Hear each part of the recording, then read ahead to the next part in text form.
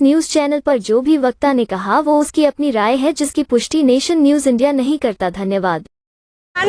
Nation news India channel में आपका हार्दिक स्वागत है। आप जिस शख्सियत को देख रहे हैं, ये आशा वर्कर के एक वो रीढ़ की हड्डी हैं जो आशा वर्कर के लिए आए दिन लड़ते हैं, उषा ठाकुर जी। उषा ठाकुर जी, आप आए दिन इन आशा वर्कर के लिए लड़ती हैं और रोड पर रहती हैं। क्या मांग है आपकी, क्या डिमांड है, आप क्यों आई हैं रोड पे?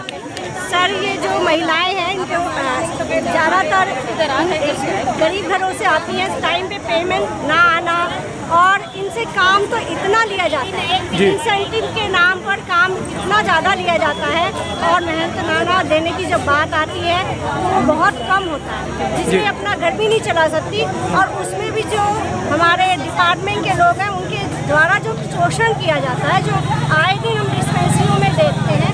अगर कोई आशा आवाज़ उठाती है तो उस आशा के पीछे पूरा डिपार्टमेंट पड़ जाता है, डिस्पेंसरी के बाकी लोग भी पड़ जाते हैं। उनकी जो तकलीफ़ें हम देखते हैं जब वो हमें बताती हैं, ये चीज़ें हमें इंकरेज करती हैं इनके लिए लड़ने के लिए। और जब हम, जैसा आशा वर्कर समाज सेविका कहा जाता है, जब हम अपनी आशाओं को ही सही से उनके हक की लड़ाई को नहीं दिला पाएंगे तो वो दूसरे के लिए क्या लड़ेंगे और दूसरे की समाज सेवा क्या करेंगे। तो उनकी जो परिस्थितियाँ हैं जो डिस्पेंसरी लेवल पे देखते हैं, घरेलू स्तर से देखते हैं, उन सबको देखने के बाद ये चीज़ें हमें इंकरेज करती हैं कि हमें समाज के लिए कुछ ऐसा करना चाहिए जो समाज की भलाई के लिए। उषा जी, ये वही जगह है, आम आदमी के स्वास्थ्य मंत्री सौरभ भारद्वाज जी का आपने कई हजार रुपए खर्च करके उनका स्वागत किया था, मालाएं पहनाई गई थी, उनको शॉल उड़ाई गई थी, उसके बावजूद आपका वो काम नहीं कर पाए, क्या कारण रहा? सौरभ भारद्वाज जी ने भी वैसे मेहनत बहुत की थी, लेकिन जो हमें बताया गया हमारी फाइल के बारे में, वो हमारे मिशन की तरफ से ही उस टाइम जनवरी से लेकर अक्टूबर तक उन्होंने देखा था, चेक कराया था कि यही फाइल पड़ी थी। तो हमारी मिशन की भी कहीं ना कहीं लापरवाही रही उस फाइल को पास करवाने में, और काफ़ी देरी हुई।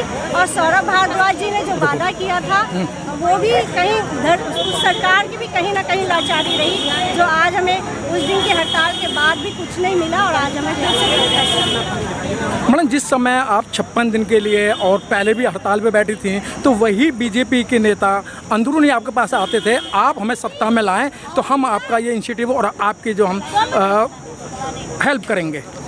हाँ, वो उस टाइम हमें फ़ोन आते थे कि आप बीजेपी के हाथ मिला लो, हम आपका काम करवाएंगे।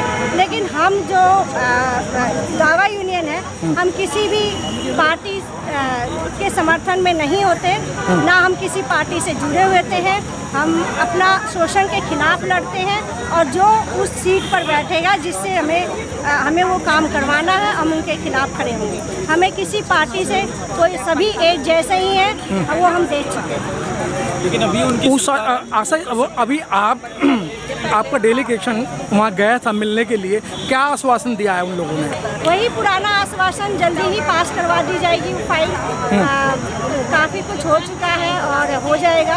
और अब तो बीजेपी की सरकार है, बार बार आश्वासन दे रहे थे, अब तो स्टेट में भी सेंटर में भी, जैसे आशा है सेंटर में भी लेवल पे और स्टेट लेवल पे उनका फंड आता है, तो अब तो दोनों में बीजेपी है। तो बीजेपी चाहे तो एक दिन में ये काम हमारा हो सकता है, फाइल हमारी बनी पड़ी है, तो देखते हैं बीजेपी क्या करेगी हमारे। उषा जी, कब तक का आश्वासन दिया है?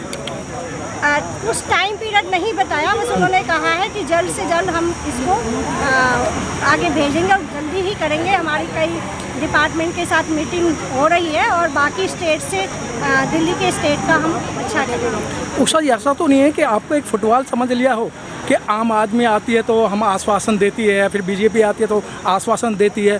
पहले तो कहते थे कि भाई हाँ 2 इंजन की सरकार है, यहाँ तो अब ट्रिपल इंजन हो गया, और ट्रिपल इंजन ही नहीं है तो मैं तो ये समझूंगा कि 10 इंजन की सरकार है। स्वास्थ्य मंत्री उनके, प्रधानमंत्री उनके, मुख्यमंत्री उनके, तो क्या कारण है कि आप इतनी मेहनत करती हैं लेकिन आपकी बातों को नहीं माना जा रहा है?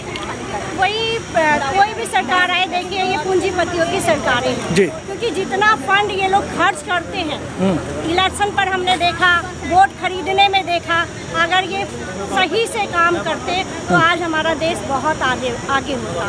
लेकिन कितनी भी इंजन की सरकारें आ जाएं, लेकिन ये गरीबों से सिर्फ वोट के टाइम पर इन्हें वादे करने होते हैं, बाद में ये काम करेंगे अपने अमीर साथियों का ही, जिन्होंने इनके ऊपर फंड करा। जो झुग्गी वाला मैटर है मीडिया में जो दिखाया जा रहा है, तो इसमें दिखाया जो मीडिया ने दिखाया, क्योंकि मीडिया भी बिकी हुई है। तो हम ये चीज़ें जब तक खुद ग्राउंड लेवल पे कोई भी बात हम खुद देख नहीं लेते, आंखों से परख नहीं लेते, जांच नहीं लेते, उसमें हम कोई स्टेटमेंट नहीं देना चाहेंगे कि उसे चलते चलते यहाँ हजारों की तादाद में आशा वर्कर थे, लेकिन मेन स्ट्रीम मीडिया का यहाँ पता सता नहीं था।